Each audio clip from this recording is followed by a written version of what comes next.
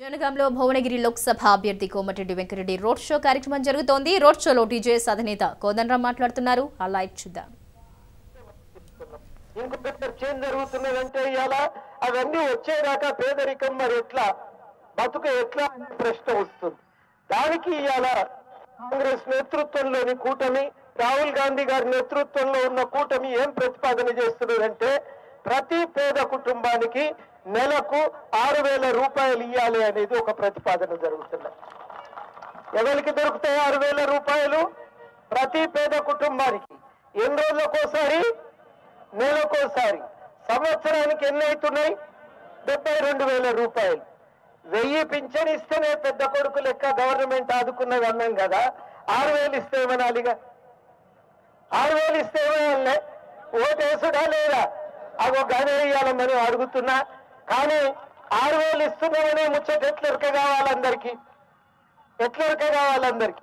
మనం గీడ చెప్తే పేపర్లో రాస్తే ఎరక కాదు. మీరు ఇంటింటికి పోయి చెప్తేనే ఎరకైతుంది.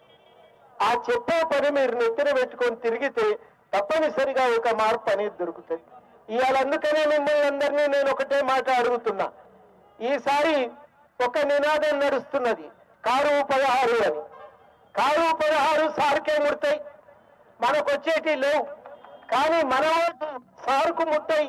మనం ఓటేస్తే మన బతుకు కోసం మనం ఓటేసుకుందాం ఈసారి అని చెప్పి మిమ్మల్ని కోరుతున్నా.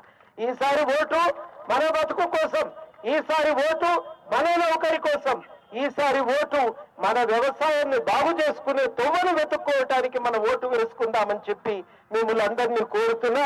ఏ సారు కొద్దాయా ఓటేసేది, ఈసారి మనకే వేసుకుందాం అని చెప్పి మిమ్మల్ని అందరినీ కూడా కోరుతున్నా. ఒక ప్రయత్నానికి అవకాశం ఉంది, ఒక పోరాటానికి అవకాశం ఉంది. మొట్టమొదట యూపీఏ ప్రభుత్వం వచ్చినప్పుడు చాలా మార్పులు వచ్చినాయి. 100 రోజుల పని వచ్చింది. అప్పుడే మొట్టమొదటిసారి మనకు సమాచార హక్కు చట్టం వచ్చింది. అప్పుడే మొట్టమొదటిసారి మనకు ఇంకా అనేక రకాలైనటువంటి మార్పులు, ప్రత్యేకంగా ఆ గవర్నమెంట్ ఉన్నటువంటి రోజుల్లోనే మనకు ఆహార భద్రతా చట్టం కూడా వచ్చింది.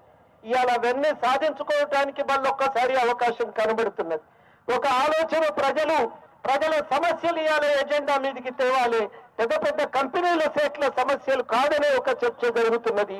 ఆ చర్చను దృష్టిలో పెట్టుకుని మేము కూడా ఇవాళ మద్దతు ఇస్తున్నాం. మీ అందరి సహకారం కూడా కోరటానికి వచ్చినాం. ఇవాళ ఆఖరిగా ఒకటే మాట చెప్తున్నాం.